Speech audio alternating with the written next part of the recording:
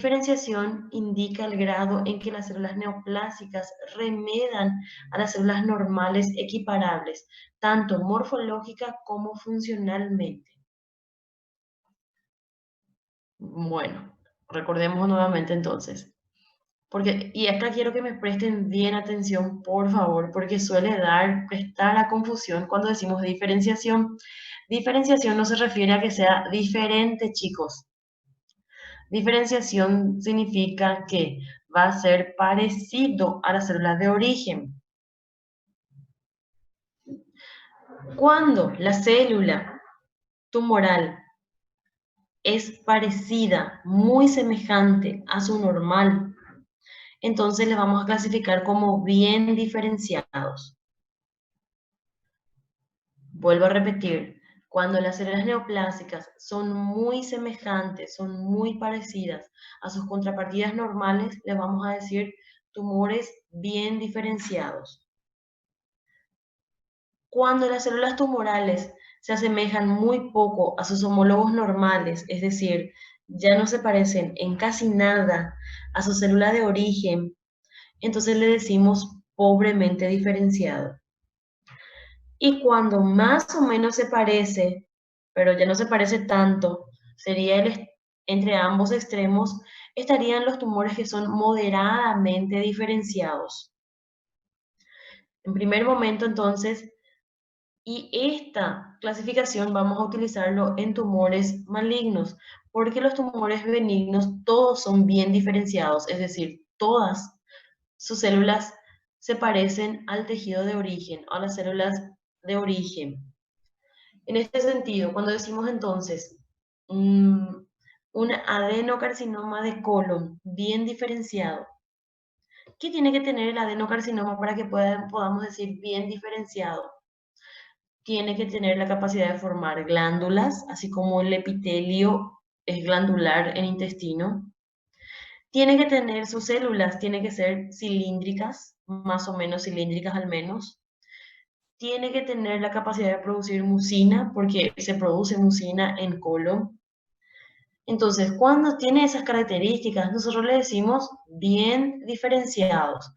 Y cuando ya casi no forma glándulas, no produce mucina, pero todavía tiene algunas que otras características que nos recuerdan al epitelio del colon, entonces le decimos pobremente diferenciado.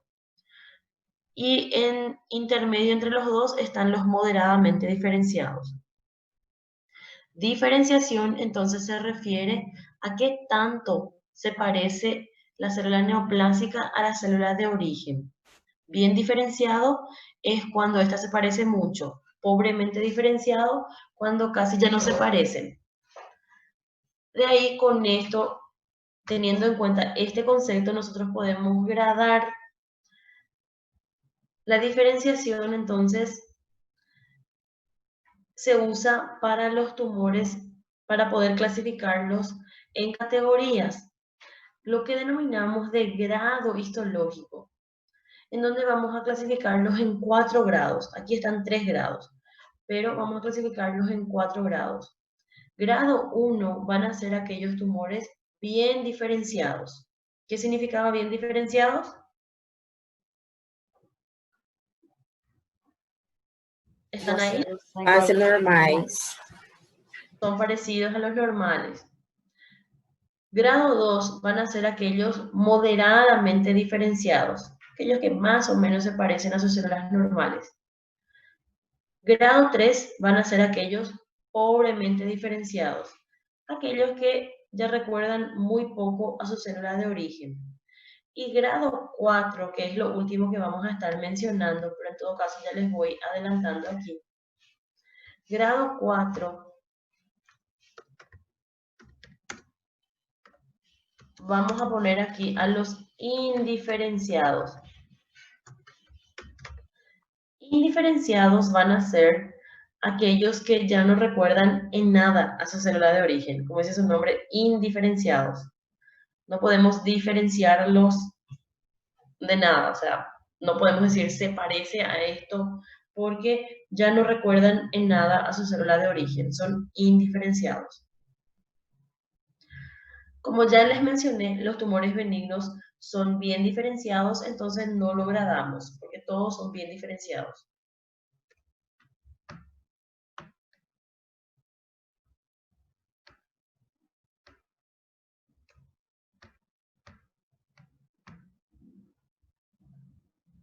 El grado histológico es sumamente importante porque esto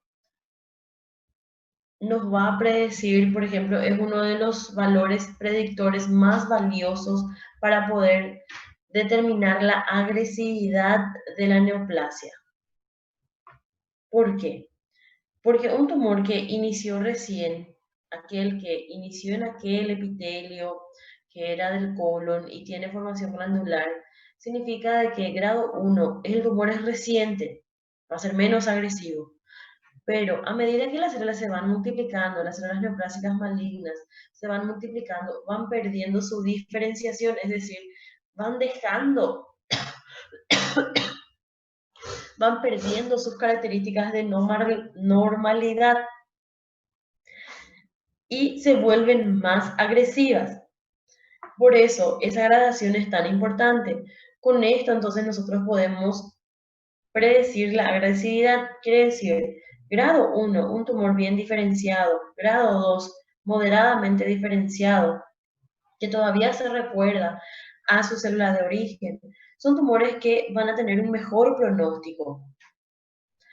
Sin embargo, grado 3, un tumor pobremente diferenciado, o grado 4, un tumor indiferenciado, son tumores ya avanzados que ya no nos recuerdan a sus células de origen, que van a tener un pésimo pronóstico. Entonces, es muy importante gradar al tumor. En los sarcomas, por ejemplo, para poder gradarlo, aparte de tener en cuenta su grado de semejanza a su contrapartida normal, vamos a tener en cuenta también el número de mitosis, si hay figuras mitóticas anómalas, las características de las células en sí, en su forma, el pleomorfismo significa diferentes formas y tamaños, y el porcentaje de necrosis tumoral. O sea, es un poquito más difícil gradar a los sarcomas.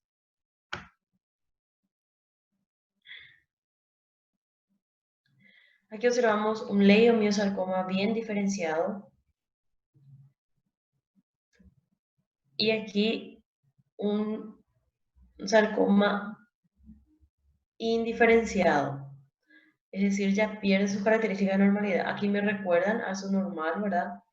Células fusiformes, alargadas. Y aquí ya no me recuerdan en nada a lo que son las células normales.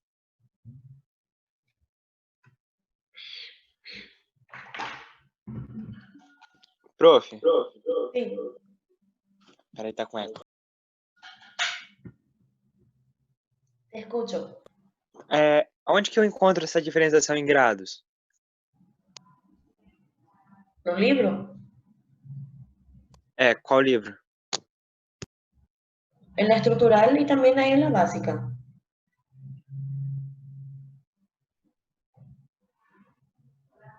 Eso ustedes van a encontrar ya en la última parte del libro, cuando va a estadificar al tumor, en la sección de estadificación. No tengo conmigo acá el libro, si no les pasaría la página. Y Obrigado. demoraré en encontrarlo si abro el PDF. Entonces nosotros tenemos que tener algunas características particulares para poder decir, este es un tumor bien diferenciado y este es un tumor pobremente diferenciado o indiferenciado. Y eso es lo que vamos a ver ahora. En los carcinomas epidermoides, por ejemplo, cuando los tumores son recientes, se originaron recientemente, estos conservan esa característica de normalidad de formar un estrato córneo, es decir, de producir queratina. Entonces son queratinizantes. Los tumores que forman abundante queratina, la formación de queratina se da como si fuesen capas de cebolla o en perlas de queratina. Esos son denominados de carcinoma epidermoides queratinizantes y vamos a clasificarlos como grado 1, es decir, tumores bien diferenciados. un carcinoma epidermoide, para que podamos decir entonces, este carcinoma epidermoide es bien diferenciado, debe de formar abundantes perlas de queratina. Sin embargo, aquellos tumores que no forman queratina, es decir, los carcinomas epidermoides no queratinizantes, se corresponden ya a un grado 3.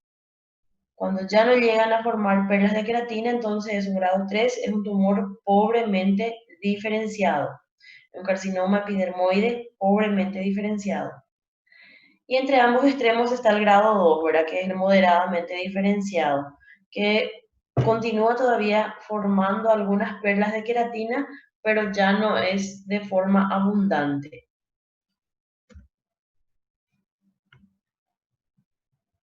En esta imagen logramos observar que hay abundantes perlas de queratina. Estos son lo que llamamos de perlas de queratina. Y en toda nuestra imagen, en nuestro campo microscópico, estamos observando perlas de queratina. Quiere decir que hay muchas perlas de queratina. Eso se corresponde a un carcinoma epidermoide bien diferenciado.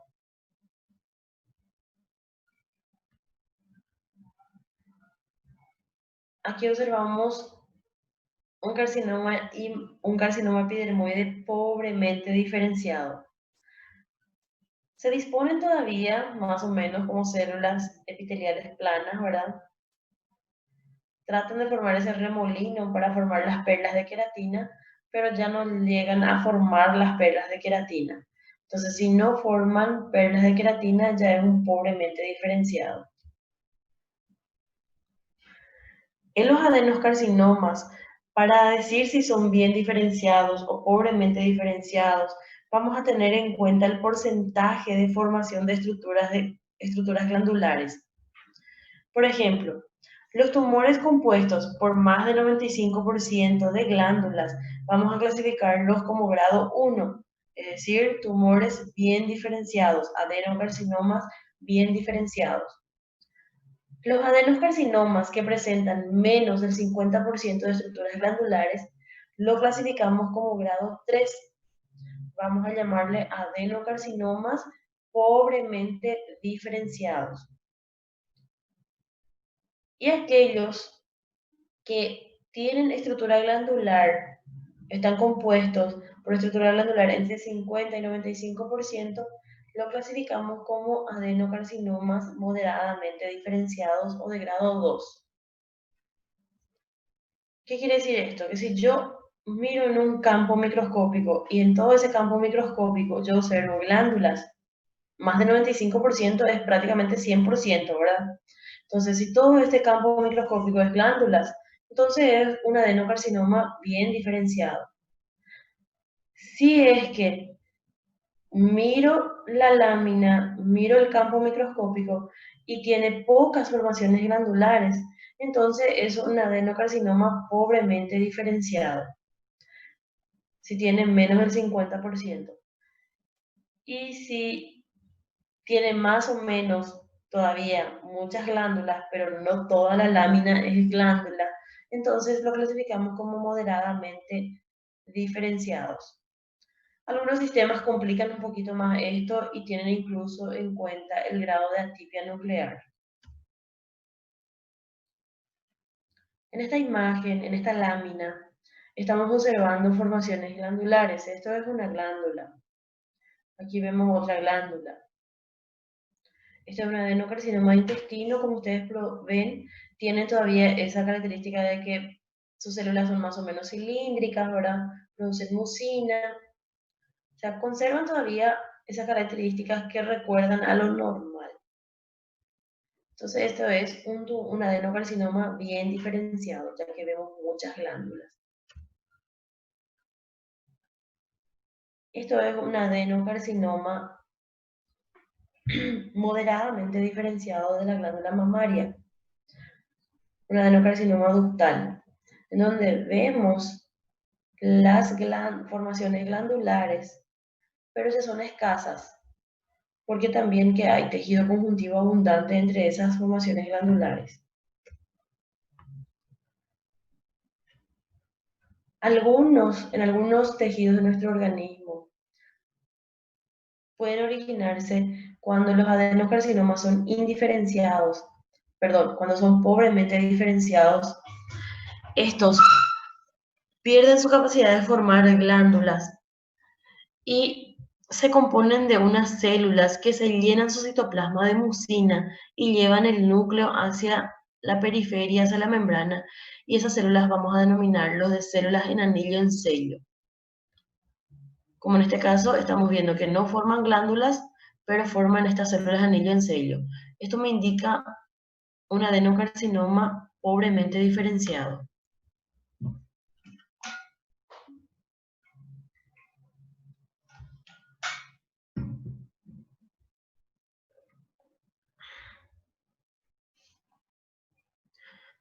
El último grado están los tumores indiferenciados. Estos pueden ser carcinomas o sarcomas y los vamos a ponerlo como grado 4. Como estos son indiferenciados, eso significa que no me recuerda en nada a su contrapartida normal. Es difícil hacer su diagnóstico y muchas veces vamos a necesitar de técnicas diagnósticas especiales, como por ejemplo la histoquímica, inmunohistoquímica e incluso la microscopía electrónica. Los melanomas usualmente no se gradan, ya que estos suelen corresponder a tumores agresivos, entonces no vamos a ponerle una gradación. Y en otras ocasiones simplemente se les dicen tumores de alto grado o tumores de bajo grado. Y esto es fácil de entender porque al fin y al cabo 1 es menor que 4, ¿verdad? ¿Qué significa eso? Que grado 1 es un tumor de ¿qué? De bajo grado. Y así también un tumor de grado 2 va a ser un tumor de bajo grado. Un tumor grado 3 o grado 4 va a ser un tumor de alto grado.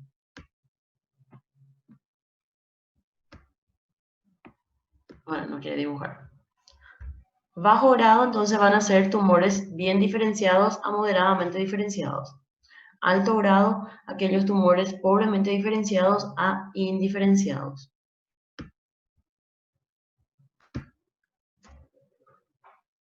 Tumor de bajo grado, tumor de alto grado, es un tumor indiferenciado. Como pueden percibir acá, nosotros no podemos decir esto es glándula o esto es epitelio de tal parte, porque hay diferentes formas celulares.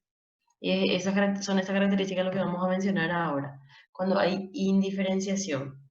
Cuando un tumor está indiferenciado, esto a la microscopía se reconoce como anaplasia. ¿Qué significa anaplasia? Anaplasia implica la ausencia de diferenciación.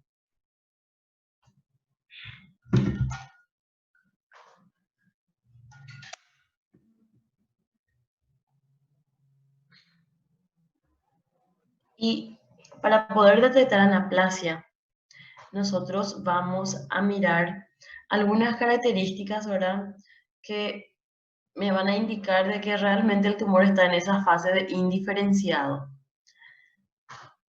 Se aplica entonces este término a tumores que, debido a la presencia de ciertas características morfológicas que ya voy a describir, se asemejan tan poco al tejido normal equiparable que muchas veces no es posible establecer la estirpe tumoral. ¿Y qué vamos a tener en cuenta para decir que el tumor está en anaplasia? Vamos a ver de que la anaplasia se caracteriza por pleomorfismo. Pleomorfismo se refiere a que hay variaciones en el tamaño y la forma celular. Hipercromasia. Hipercromasia se refiere a que la célula se va a quedar más lila, más rojo. Ustedes saben de que el citoplasma de una célula es ligeramente eosinófilo, mientras que una célula anaplásica, su citoplasma es basófilo. Y eso llamamos de hipercromasia. Eso se debe a que hay un aumento del ADN cromosómico. Núcleo-citoplasma. Se pierde la relación núcleo-citoplasma. Lo usual es que el citoplasma sea de 4 a 8 veces más grande que el núcleo. Eso en una célula normal. En una célula anaplásica, el núcleo aumenta mucho de tamaño y puede ocupar casi todo el citoplasma. La relación puede ser 1:1, por ejemplo. Entonces hay una pérdida de la relación núcleo-citoplasma. El nucleolema es irregular. En una célula normal, en la mayoría de las células de nuestro organismo, el núcleo es de forma redondeada, de forma ovalada. Mientras que en una célula anaplásica se pierde esa forma normal del núcleo y tiene una forma irregular. El nucleolo se hace prominente. En las células normales hay un solo nucleolo, que es la porción más oscura del núcleo, ¿verdad? Más basófila. Y no se observa clásicamente con la tinción de hematoxilina y eosina en una célula normal. No es muy evidente. Mientras que en una célula neoplásica, anaplásica, los nucleolos son prominentes, pueden ser múltiples y prominentes, es decir, son bastante evidentes a la microscopía, son muy oscuras. Vamos a observar abundantes figuras mitóticas y presencia de mitosis anómalas. Y esto voy a explicarles acá. ¿A qué se refiere figuras mitóticas o mitosis anómalas? La mitosis normal, ¿qué implica? La mitosis normal implica de que una célula madre va a generar dos células hijas y esas células hijas tienen que ser idénticas, ¿verdad?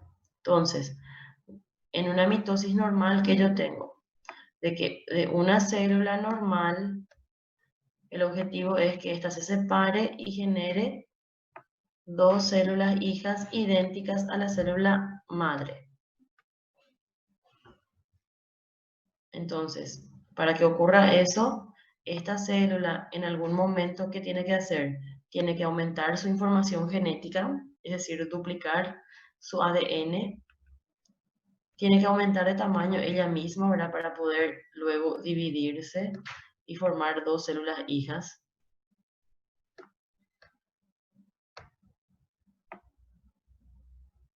Que eran idénticas a la célula madre.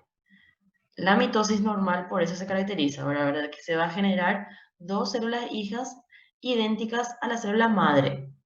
¿Qué quiere decir idénticas? Que van a tener la misma forma, la misma función, etc. Aquí vemos mitosis normales, ¿verdad? En donde se está dividiendo estas células en una, y estas células son cúbicas, ¿verdad? Están generando nuevamente células cúbicas. Eso es la mitosis normal, conservar tanto la forma como la función, y se generan dos células hijas con las mismas características que la célula madre. Ustedes saben que cada una de nuestras células tienen 46 cromosomas. Entonces, cada una de estas células hijas deben de tener 46 cromosomas.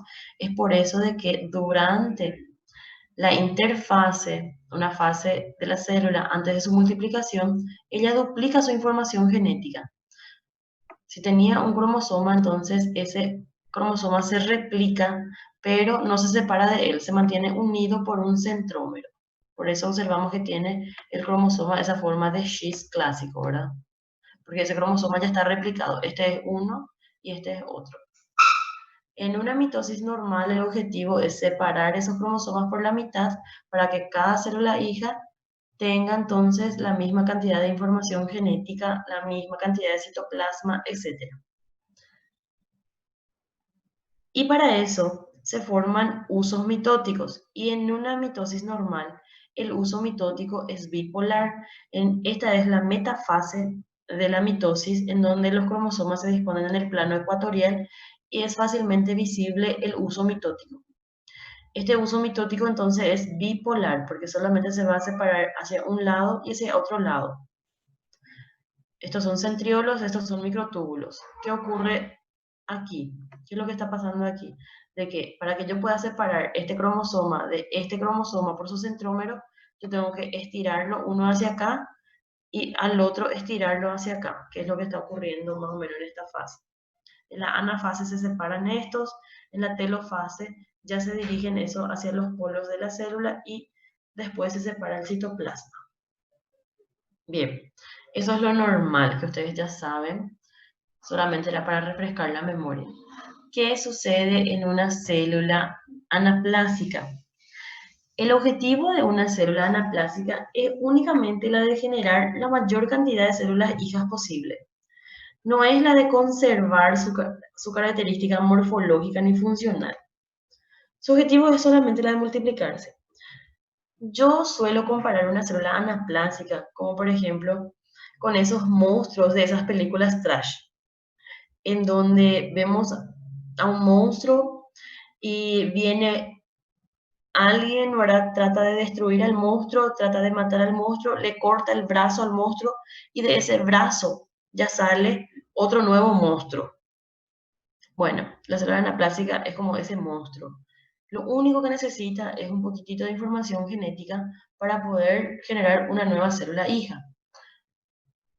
Entonces, en una mitosis normal, nosotros veíamos que los cromosomas en la metafase se disponían en el plano ecuatorial y se formaban dos polos, ¿verdad? Centriolos, un par de centriolos,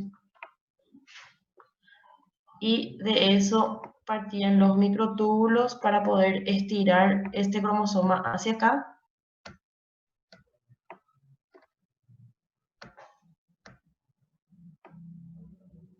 Y este cromosoma hacia acá. Por eso el uso es bipolar. ¿Qué sucede en la célula anaplásica? Que no le importa generar dos células hijas idénticas, entonces lo único que quiere es de que de esa cantidad de información genética que él ya tiene, entonces generar más células hijas. Va a formar un uso tripolar o incluso puede formar un uso tetrapolar.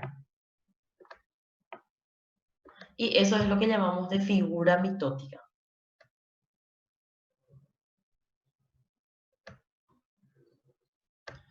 Nótese de que de esa célula madre, en vez de generarse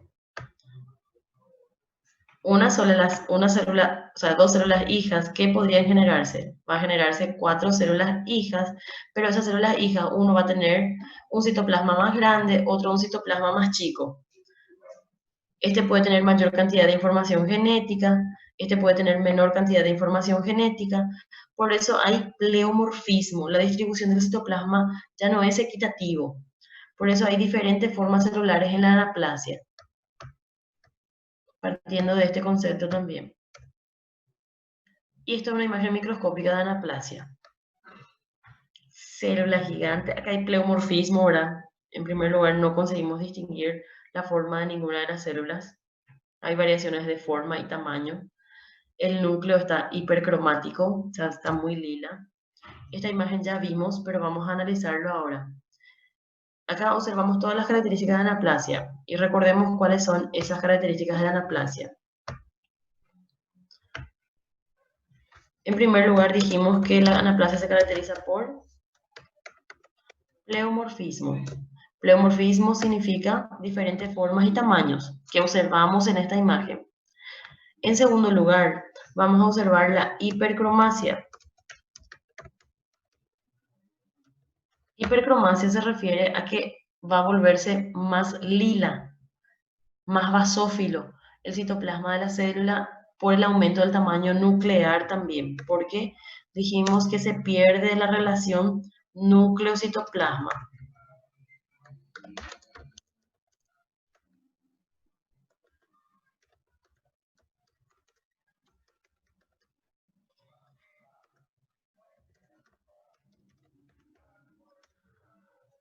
Esta pérdida de relación núcleo-citoplasma se debe a que hay un nucleolema irregular.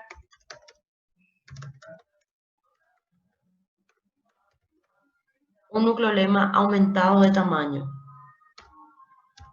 Vamos a observar también nucleolos prominentes.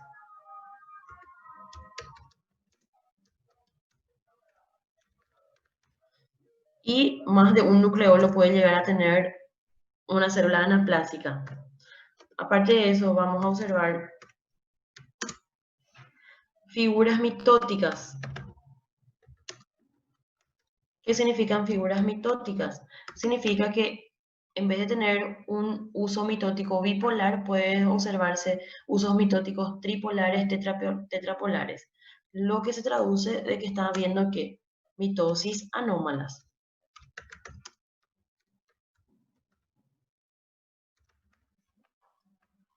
Y todo eso observamos en esta imagen. Observamos el pleomorfismo, ahora vemos diferentes formas. Aquí ustedes ven que esta célula parece redonda, esta sin embargo es alargada, esta es más o menos fusiforme. Hay diferentes formas. Estas tienen dos núcleos y nucleolos muy prominentes.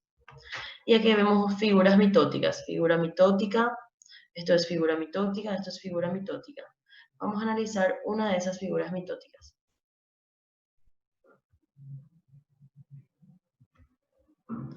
Vamos a mirar esta célula. Acá tiene un uso, acá tiene un uso y acá tiene otro uso mitótico. Es un uso tripolar, eso llamamos de figura mitótica. Entonces, todas esas características de anaplasia observamos en esta imagen. Vamos a observar más otras imágenes. Aquí vemos una célula tumoral gigante, una célula anaplásica gigante que también puede formarse hipercromático. Aquí también vemos células pleomórficas. Aquí vemos uno que es binucleado con nucleolos muy prominentes.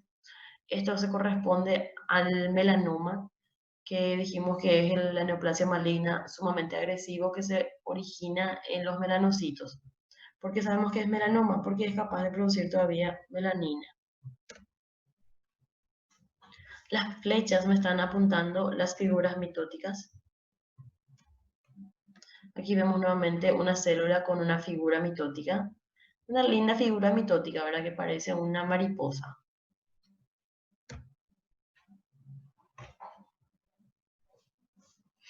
Otro concepto que vamos a estudiar hoy es la displasia.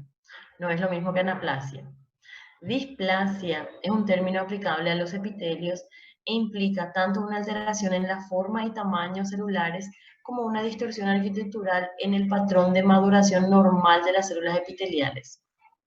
En otras palabras, vamos a decir a la displasia que. ¿Qué es displasia? Es la pérdida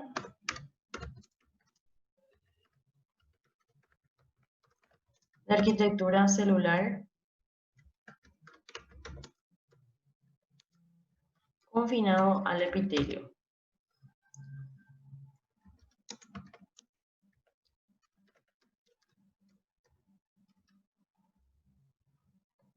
Es una lesión premaligna.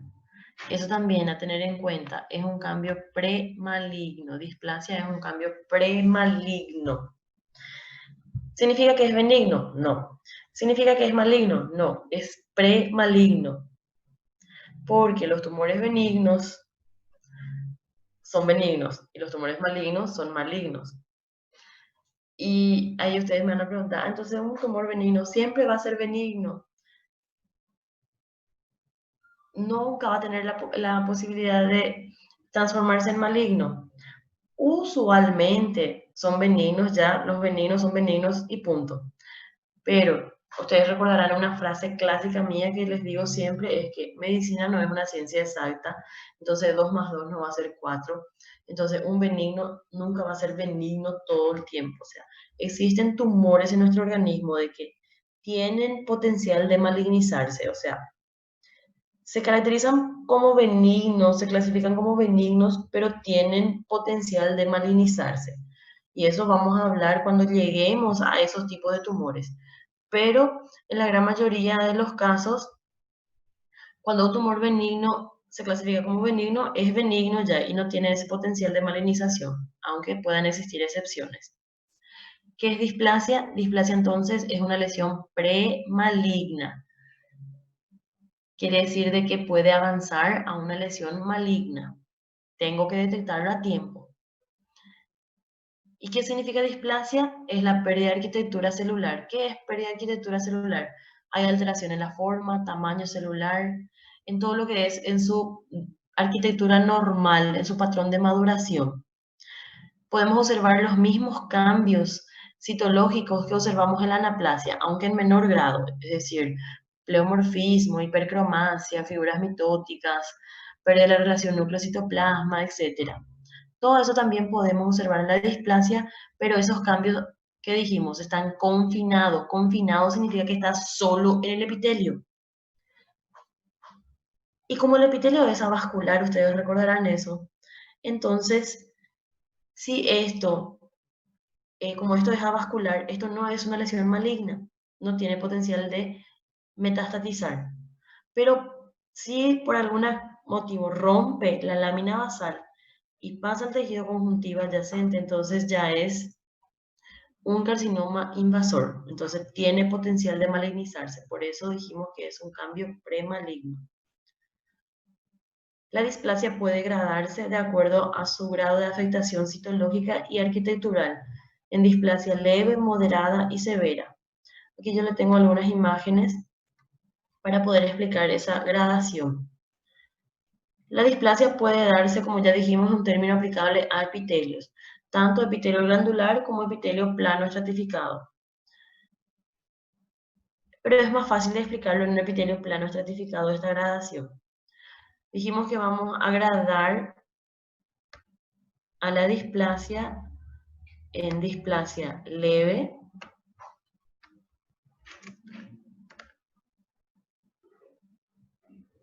en displasia moderada y displasia severa. Displasia leve, recuerdo nuevamente la definición de displasia. Displasia es la pérdida de arquitectura celular confinado al epitelio. Displasia leve significa que la alteración arquitectural está confinado al tercio inferior del epitelio. Siempre es manteniendo la lámina basal intacta, ¿verdad? Porque es confinado la lesión al epitelio. Si se afecta el tercio inferior en un epitelio plano estratificado, decimos displasia leve. Si se llegan a afectar los 2/3, decimos displasia moderada. Si sobrepasa los 2/3 o llega a afectar todo el epitelio, le decimos displasia severa. Cuando rompe la membrana basal y estas células neoplásicas pasan del epitelio al tejido circundante, entonces ya es un carcinoma invasor.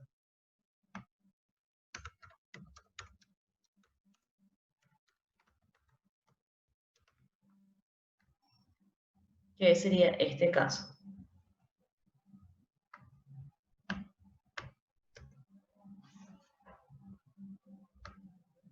Aquí observamos displasia leve en esta lámina. Epitelio plano estratificado y vemos la displasia en el tercio inferior.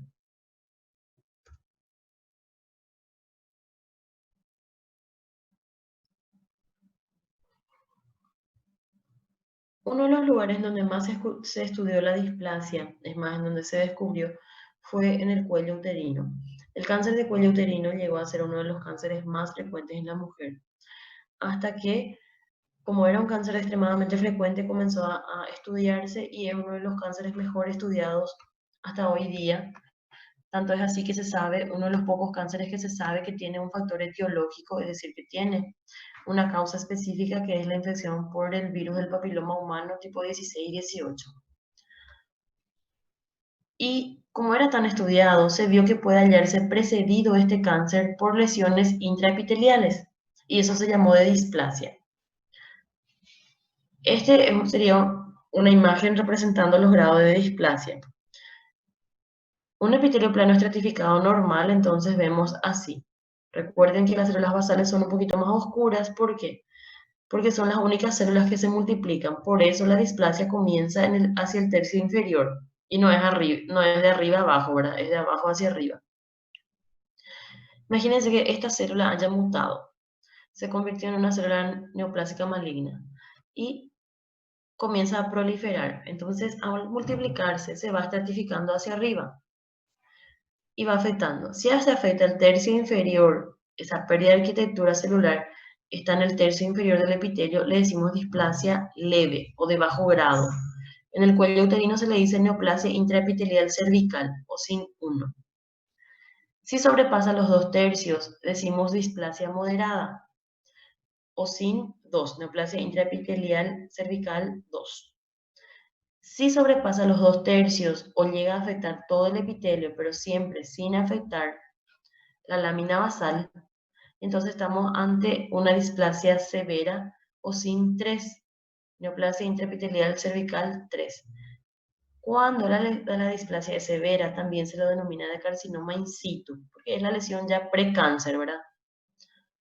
Cuando rompe la lámina basal e invade el tejido adyacente, el tejido conjuntivo, en ese momento el cáncer se convierte en, quiero decir, la displasia se convierte en un carcinoma invasor. Aquí vemos las láminas, la evolución. El aspecto normal, plano estratificado, este es un epitelio plano estratificado normal. Aquí observamos la displasia de bajo grado, la pérdida de arquitectura celular confinada al tercio inferior, la pérdida de arquitectura que llegan hasta los 2/3, displasia moderada, y está una displasia severa o también denominada de carcinoma in situ. Siempre manteniéndose esa alteración confinado al epitelio sin ultrapasar la lámina basal. Como ya les dije, cuando la displasia es severa y afecta todo el espesor del epitelio, pero sin invadir la lámina basal, le vamos a denominar de carcinoma in situ. La mayoría de los carcinomas presentan una fase preinvasora seguida de meses o años después de una fase invasora. Es decir, esa fase preinvasora es la displasia. Y cuando invade la lámina basal le llamamos de carcinoma infiltrante. Este patrón de progresión de carcinoma in situ a carcinoma infiltrante no tiene únicamente interés académico, sino importantes implicancias clínicas en el manejo de las denominadas lesiones premalignas. Nuestro objetivo, al fin y al cabo, es descubrir una lesión en este estadio cuando es premaligno, porque si es premaligno significa que todavía no es maligno. Si no todavía no es maligno, significa que tiene cura. Y eso es lo que sucede en cuello uterino. Ustedes saben de que el cáncer de cuello uterino hoy en día disminuyó bastante su frecuencia. ¿Por qué? Porque se logra hacer la detección precoz en un estadio en donde todavía no es cáncer. Y esto gracias a un estudio citológico que antiguamente se llamaba de Papa Nicolau, porque fue el médico que hizo este estudio, ¿verdad? Que hacía este estudio. En donde Papa Nicolau consiste en estudiar las células desprendidas del cuello uterino. Si se observan algún cambio arquitectural en esas células del epitelio desprendido, entonces se hace la biopsia y se puede ver si hay o no displasia. Y si hay displasia, entonces se puede hacer la retirada de ese epitelio, o sea, una pequeña cirugía para quitar ese epitelio dañado. Y en ese caso evitamos entonces que avance a cáncer. Y esta es una imagen de un carcinoma in situ. Todo el epitelio sin ultrapasar la lámina basal. Nótese que hay bastante infiltrado inflamatorio también acá abajo, ¿verdad? Porque nuestro organismo es capaz de reconocer de que hay células malignas aquí. Tumores malignos indiferenciados. Este término se suele reservar a los tumores que no es posible, mediante métodos convencionales de hematoxilina, eosina, establecer a qué estirpe tumoral pertenece. Como ya dijimos, pueden corresponder a carcinomas epidermoides o adenocarcinomas, o pueden corresponder a sarcomas, linfomas o melanomas, que han perdido todo rastro de su origen celular. Por eso le decimos indiferenciado, porque ya no se parece a nada. Histológicamente corresponden entonces a grado 4. Y morfológicamente vamos a observar las características de anaplasia. Morfológicamente pueden ser anaplásicos. O pueden estar compuestos por una proliferación monótona de células pequeñas, que le llamamos tumores de células pequeñas, azules y redondas. Sería tumor de células pequeñas, azules y redondas, parecido a los linfocitos. O sea, un tumor indiferenciado puede estar compuesto por células anaplásicas, pleomórficas, hipercromáticas, con figuras mitóticas, todo lo que mencionamos, o puede estar compuesta por estas células pequeñas, azules y redondas, como los linfocitos. Los tumores malignos indiferenciados clínicamente son tumores muy agresivos asociados a una diseminación amplia y con poca sobrevida. Es decir, el último eslabón en donde llega la célula tumoral maligna, ¿verdad? Donde ya, esto ya no puede ser más que maligno. Entonces, es la fase ya en donde está sumamente agresivo el tumor y generalmente en esta fase el tumor ya ha metastatizado y con esto ya tiene el paciente un peor pronóstico. Debido a que el tratamiento es diferente dependiendo de la estirpe, si es epitelial o mesenquimal, es extremadamente importante buscar establecer por todos los medios posibles un diagnóstico más preciso. Es decir, si yo no consigo con la microscopía establecer a qué estirpe pertenece, si es mesenquimal o epitelial, porque está indiferenciado, yo debo utilizar otros métodos auxiliares como la inmunohistoquímica o la microscopía electrónica. Sin embargo, algunos de estos no podrán ser adecuadamente caracterizados aún utilizando las más modernas técnicas diagnósticas, es decir, puede estar tan avanzado que ni con la inmunohistoquímica lograré establecer a qué estirpe pertenece. Otra característica morfológica que ya mencionamos, pero vamos a volver a describir mejor aquí, es la velocidad de crecimiento. La velocidad de crecimiento de un tumor es generalmente proporcional a su grado de diferenciación. ¿Qué quiere decir esto? Quiere decir de que cuando un tumor crece muy rápido, es de alto grado era pobremente diferenciado o indiferenciado, porque en esas fases ellos se multiplican mucho más rápido. Aunque existen tumores no neoplásicos que crecen rápidamente, como los procesos inflamatorios, ustedes saben que se manifiestan como formaciones tumorales que van aumentando rápidamente el crecimiento, ¿verdad? Y así también existen tumores malignos que crecen a una velocidad muy lenta. Pero, de igual manera, todo aumento de tamaño repentino y acelerado debe llamar la atención acerca de la posible naturaleza maligna del tumor. Los tumores con altas tasas de crecimiento presentan usualmente áreas de necrosis isquémica, eso ya habíamos mencionado en la macroscopía. Cuando más rápido crece el tumor, entonces las células que estaban en el centro de la célula no le llega suficiente aporte sanguíneo y van sufriendo necrosis isquémica. El número de mitosis por campo a gran aumento es una aproximación estimativa de la velocidad de crecimiento. Podemos medir la cantidad de mitosis, ¿verdad? Y podemos decir, esto es un tumor de crecimiento acelerado o no.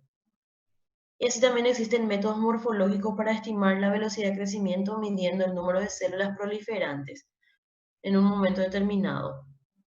No puede ser considerada aisladamente como un criterio de malignidad, ya que depende de la idiosincrasia y peculiaridades biológicas de la lesión. O sea, puede que sea una manifestación de un tumor de crecimiento súper acelerado, pero este tumor corresponde a un proceso inflamatorio y no a un proceso neoplásico.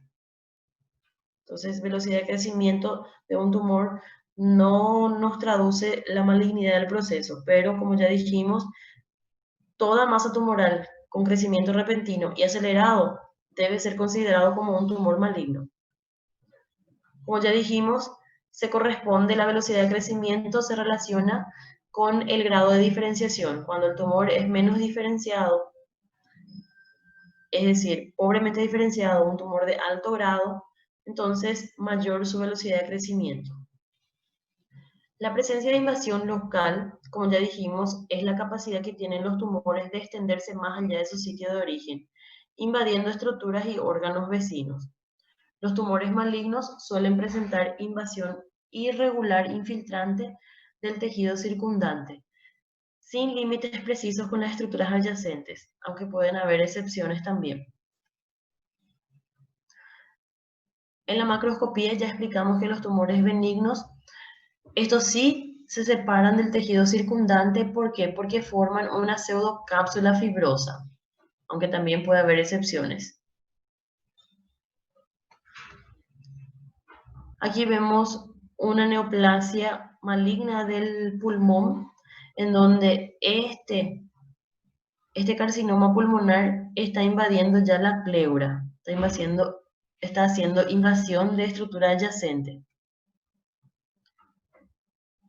Vemos aquí, recordemos este fibroadenoma que ya habíamos visto, bordes bien delimitados, precisos, formación de una pseudocápsula, mientras que un adenocarcinoma de mama es de bordes irregulares infiltrantes, mal delimitado. Metástasis es la presencia de tejido tumoral en un sitio diferente al del origen, sin conexión anatómica directa entre ambos.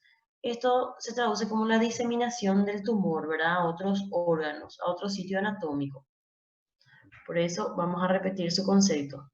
Metástasis, presencia de tejido tumoral en un sitio diferente al del origen y sin conexión anatómica directa entre ambos.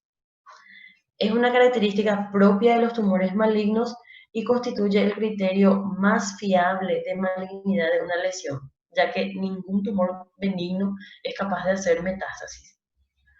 Aunque no todos los tumores malignos metastatizan, aunque sí se puede decir que los tumores benignos nunca van a metastatizar.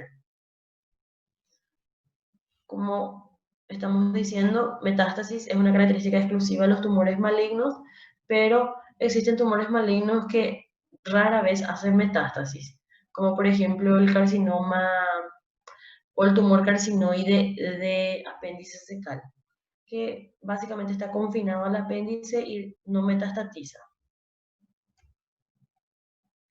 Las localizaciones más frecuentes de metástasis suelen ser el pulmón y el hígado, porque son órganos que reciben la sangre, pero aparte que reciben la sangre, procesan la sangre.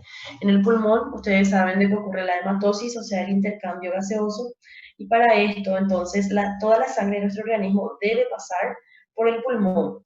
Y en ese momento, si en esa sangre se encuentran células neoplásicas, pueden entonces, durante ese intercambio gaseoso, implantarse en la pared alveolar y hacer un nuevo crecimiento allí, es decir, formar un foco secundario, una proliferación secundaria, hacer diseminación.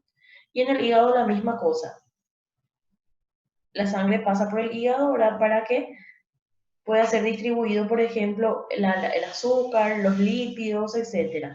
Ya que el hígado se encarga de mantener la glicemia, de hacer la distribución de los lípidos, procesamiento de aminoácidos, liberan las proteínas plasmáticas, ¿verdad? Entonces, la sangre que llega al hígado, esto al ser procesado por el hígado, estas células neoplásicas pueden hacer entonces un crecimiento, implantarse en el hígado, hacer su metástasis en el hígado.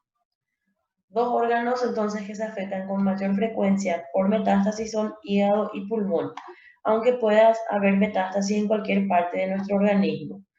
Puede haber metástasis en hueso, puede haber metástasis incluso en el tejido celular subcutáneo, en el líquido cefalorraquídeo, en cualquier parte. No es posible determinar por el examen morfológico solo la presencia o la capacidad metastásica de un tumor. O sea, al mirar en la morfología yo no puedo asegurar de que, estoy observando este tumor y con estas características ya hizo metástasis. No. Pero me puede sugerir o establecer la probabilidad de que ya hay metástasis. No hacer la certeza, pero por lo menos tener la probabilidad. Como por ejemplo, si la masa tumoral ya se extendió más allá de su sitio, es decir, como ejemplo dimos esa masa tumoral en la glándula mamaria, si esto ya se extendió y ya está avanzando al pectoral, podría sugerirme que también ya hizo una diseminación a distancia. Si es un tumor de alto grado, grado 3 o grado 4, pobremente diferenciado e indiferenciado, en esas fases generalmente los tumores ya hacen metástasis. Si hay invasión vascular también podría indicarme de que probablemente ya hizo su diseminación a distancia. La presencia de metástasis se relaciona con la agresividad de un tumor y constituye un indicador de mal pronóstico. El tumor va a llegar a ser metástasis ya cuando está avanzado. O sea, un tumor no hace metástasis cuando está comenzando a multiplicarse en grado 1 o en grado 2. Hace metástasis cuando ya está en grados avanzados y esto me indica mal pronóstico. ¿Y cuáles son las vías de metástasis o las vías de diseminación metastásica? Vías de diseminación son los caminos que toma el tumor para diseminarse más allá del sitio de origen, la localización primaria, y constituyen la base biológica de la metástasis tumoral, la localización secundaria. Cada tumor tiene, de acuerdo a su tipo y su ubicación anatómica, preferencias por alguna u otra vía, aunque de por sí mismo puede utilizar cualquiera de las vías. Y existen 3 vías de diseminación metastásica, que son la siembra de cavidades, la diseminación hematógena y la diseminación por vía linfática. La siembra de cavidades y superficies corporales. Siembra significa semear. Y esto sucede cuando un tumor alcanza una cavidad serosa, como por ejemplo el peritoneo, la pleura o pericardio, y puede diseminarse en esa cavidad, hacer su siembra en esa cavidad. La siembra de cavidades, por ejemplo, es característica de los tumores de ovario. Los cistoadenocarcinomas de ovario pueden romper el epitelio del ovario, y como te dije, son cistoadenocarcinomas, tienen líquido, y ese líquido entonces cae a la cavidad peritoneal, y este líquido está repleto de células tumorales que se implantan en el peritoneo, como estamos viendo en esta imagen. Siembra de cavidades.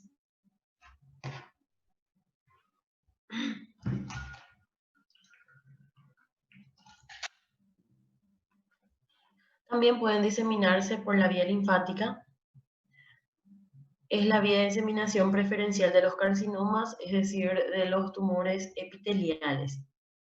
El patrón de afectación sigue la vía natural de drenaje, es decir, van a seguir primeramente, ¿verdad?, el drenaje del órgano o de donde se originó el cáncer. Se afectan primariamente los ganglios linfáticos, de los ganglios linfáticos entonces van pasando hacia los conductos de mayor tamaño, como el conducto torácico. De ahí llegan hacia las venas, de las venas hacia el corazón derecho, y de ahí entonces puede hacerse sistémico. Diseminación linfática, entonces sigue una secuencia, como en el de cáncer de mama que les di el ejemplo, donde los primeros sí se diseminan por la vía linfática. Los adenocarcinomas de mama primeramente van a hallarse afectados la cadena ganglionar axilar y luego las cadenas mamarias profundas, etc.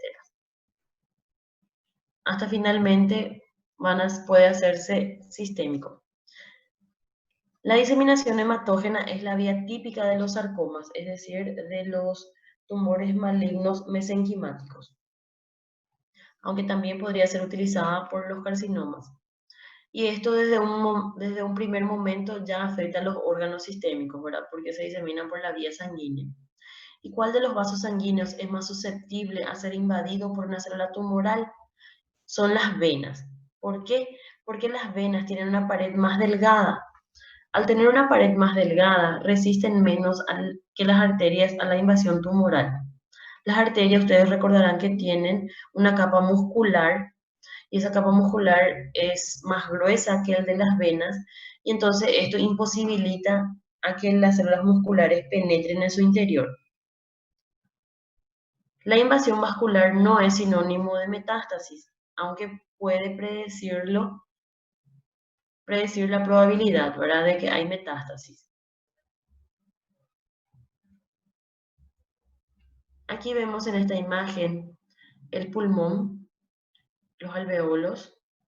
Aquí vemos en la luz alveolar un agregado de células neoplásicas, anaplásicas incluso. Y aquí vemos la metástasis en el pulmón, ¿verdad? Estas células anaplásicas es un tumor pequeño, porque conseguimos delimitarlo perfectamente en un campo, pero están anaplásicos, o sea, con este tamaño el tumor no tendría que ser anaplásico. Es obvio que esto es una metástasis, porque la metástasis se da ya en los tumores de grado avanzado, los tumores de grado 3 o 4 pobremente diferenciados o indiferenciados. Y en última instancia vamos a considerar el aspecto propio de la lesión, ¿verdad? Que es el reconocimiento de un aspecto morfológico peculiar y el conocimiento clínico que se tiene de esa entidad, lo que permite catalogar a un tumor como maligno. Existen tumores que presentan un aspecto inocente, sin embargo son muy agresivos. Por otro lado, hay tumores que son pleomórficos, pero con un gran número de fibras mitóticas, pero biológicamente se comportan como tumores benignos. Y es el conocimiento adecuado de la patología tumoral los que nos permitirá hacer el diagnóstico preciso de este proceso neoplásico. Entonces tenemos que conocer a cada uno de los tumores. Hoy estamos hablando de las generalidades, pero vamos a hablar de cada uno de los tumores que puedan originarse en nuestro organismo. En conclusión, la adecuada clasificación de un proceso tumoral es la clave para el manejo certero de la enfermedad, presentando implicancias capitales en el tratamiento, la evolución y el pronóstico de la enfermedad. En la mayoría de los casos, es posible establecer morfológicamente la naturaleza del tumor mediante el examen anatomopatológico, es decir, con la macromicroscopía ya podemos clasificarlo según su estirpe y según su comportamiento biológico. El examen macroscópico, como ya dije, es muy importante, pero necesita de la microscopía para ser confirmado. Nos permite nada más presuponer la naturaleza de la lesión, ¿verdad? Tuvimos en cuenta tamaño tumoral, si hay necrosis, hemorragia, si los bordes son infiltrantes, si hay invasión de estructuras adyacentes o focos secundarios, entonces sospechamos o presuponemos que es maligno. Pero todo examen macroscópico debe ser confirmado a la microscopía. Y en la microscopía nosotros estudiamos las características histológicas en sí del tumor, ¿verdad? Le damos un grado histológico. Si es que llega en una fase en donde ya hay pleomorfismo, hipercromasia nuclear, aumento de coeficiente núcleo-citoplasma, ya tiene nucleolo prominente, si hay figuras mitóticas, entonces eso catalogamos como anaplasia y ya es el último grado, ¿verdad? Que es el grado de indiferenciado. Tenemos en cuenta también si hay invasión vascular, la presencia de metástasis a distancia y el aspecto propio de cada proliferación, si es glandular, si hay formación de perlas de queratina, etc. Y en última instancia es la evolución clínica conocida de por sí a priori, lo que define la malignidad de la lesión, por lo que el diagnóstico morfológico se debe realizar recomendadamente como un juicio a posterior acorde del state of the art, o sea, el conocimiento, el arte del conocimiento que se tiene de esa patología. Antes de llamar la lista, creo que me va a dar tiempo, ¿sí? Voy a hacerle una serie de preguntas rapiditas. A ver, sí, en 5 minutos tienen que responder todo esto. Yo les leo y ustedes me dicen la respuesta. Una característica macroscópica que sugiera malignidad. Opción A, tumor bien delimitado. Opción B, bordes regulares. Opción C, necrosis. Opción D, formación quística. No sé, profe, necrosis. Necro. Muy bien, necrosis. Me pongo feliz, quiere decir que prestaron atención. Características que sugieren malignidad, excepto. Opción A, velocidad de crecimiento acelerado. Formación de una pseudocápsula. Opción C, focos tumorales secundarios. Opción D, invasión de estructuras vecinas. Formación de una pseudocápsula.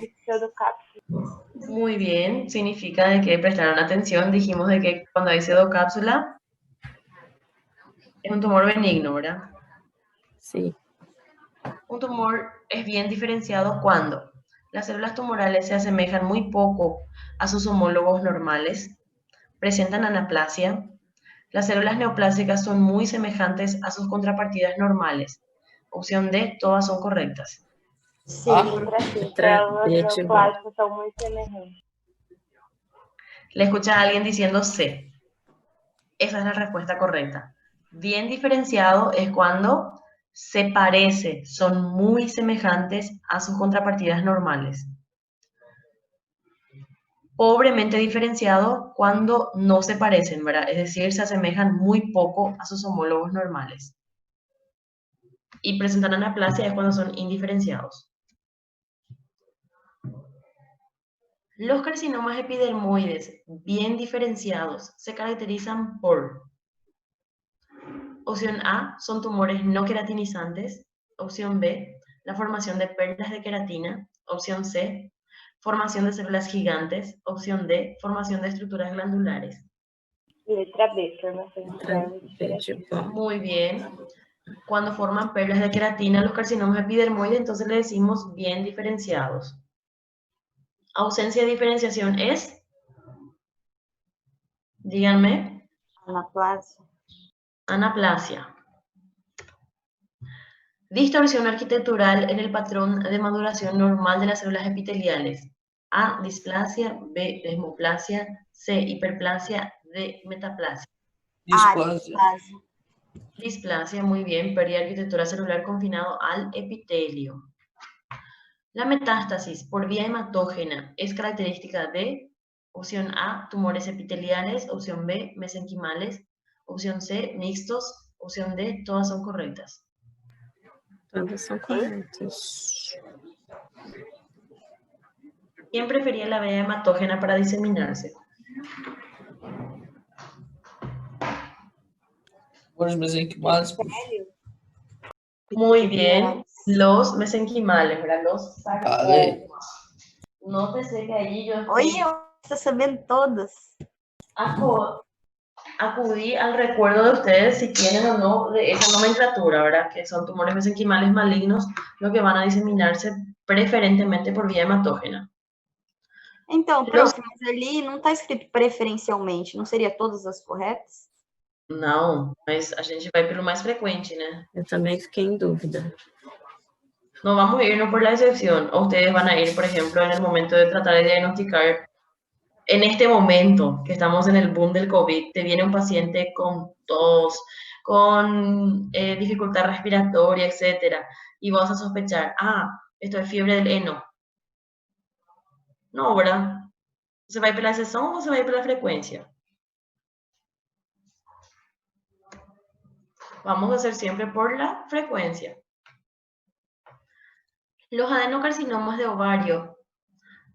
Porque si vamos a ir por la sección, chicos, les digo ya, nunca vamos a tener una respuesta correcta, porque recuerden, medicina no es ciencia exacta. 2 más 2 nunca va a ser 4. Los adenocarcinomas de ovario hacen metástasis principalmente por: opción A, vía hematógena. Opción B, vía linfática. Opción C, invasión de estructuras adyacentes. Opción D, siembra de cavidades. Via linfática, Siembra de opção B. cavidade. Opción D, siembra de cavidades. Bueno, voy a llamar la lista. ¿Tienen alguna duda antes de llamar la lista?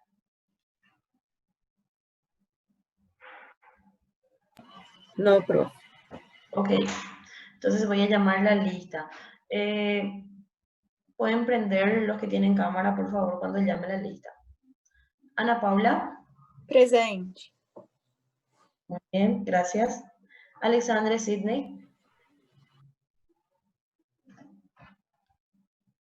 ¿No está? Ele trancou, prof. No está. María Pabli. Presente, prof. Abiline. Dije mal. Gracias. Flavia Alves. Presente. Gracias. Gustavo. Presente. Gracias. Julia Barbosa. Presente, prof. Gracias. Laura Luisa. Ela trancou, prof. Ok, gracias. Adriana Cardoso. Presente, prof. Gracias. Karen Zetara. Acá, prof. Gracias. Claudia de Almeida. Presente, prof. Gracias. Bruna de Lima.